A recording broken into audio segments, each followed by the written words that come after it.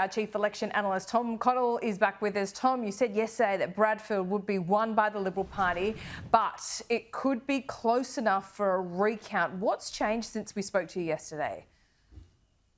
One particular batch of votes has gone much more differently to others, and we're this close and this far into the count that can make a difference. So, yeah, I did say yesterday that it looked as though the Liberal Party would win, but it was so close I could see it tightening and that a recount could be on the cards. Right now with the vote count, that's actually where we're at. Look at the margin here, 0.0%, because we're only going to 1 decimal point.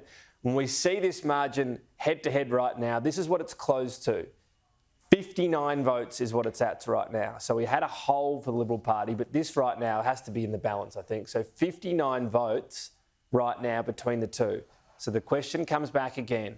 What vote is there to come and what sort of trend is there on this? This is where it gets a little bit more complicated in this particular seat. So the main vote left, this booth here, is pre-poll, early vote pre-poll. So people who voted early and voted pre-poll.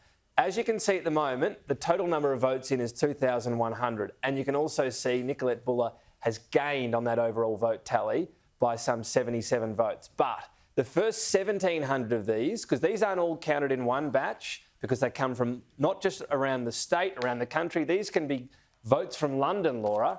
They come in bit by bit and they're counted. The first 1,700 were going 51%, a little bit more than that to the Liberal Party, to Giselle Gaptarian.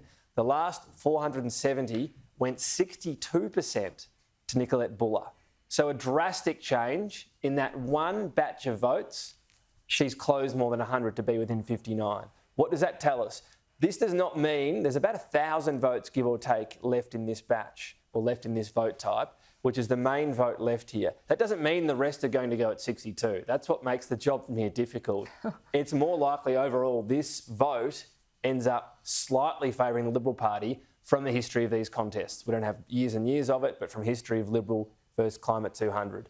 So I would still rather be, in this scenario, the Liberal Party, albeit with this narrow lead, and there's much more doubt on it right now. The other vote left at the moment, there is some absent vote, that's on the day absent. That will probably slightly favour Nicolette Boele, but that's a very small amount, maybe 200. And then some postal, probably slightly favour Liberal, but the late postals often split 50-50. That's why I'm focusing on that early pre-poll vote. As I said, that batch of 470 doesn't dictate a new trend. That's why I'm not saying, well, it'll just all go the other way and all flow the other way. But it's game on given that because the margin's so tight. So I said yesterday could be a recount. Right now, under 100 for our viewers, automatic recount in seats in the federal election. OK, what about Longman, Tom? Yeah, well, this one's very, very close as well, and I'm nowhere near making a prediction on this.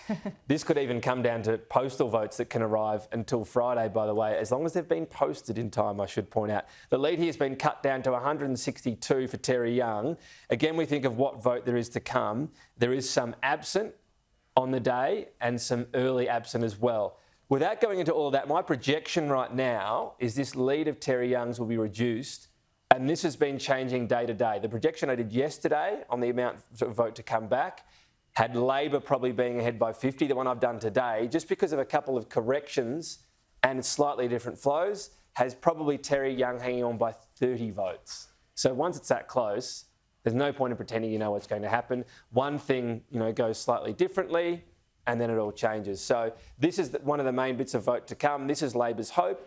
53.44% is their two-party preferred on the absent vote, and there is some more of that to come for Labor. So the strong likelihood is that margin that we saw before of 162 will be closer. How much closer is the question? So Longman again, Longman and right now Bradfield are the cliffhangers. Caldwell's the other one we won't know for weeks we've spoken about, but yep, this will highly likely tighten. Will it be enough for Labor is the question. OK, lovely. Tom, thanks so much. Appreciate it. Keep us posted there.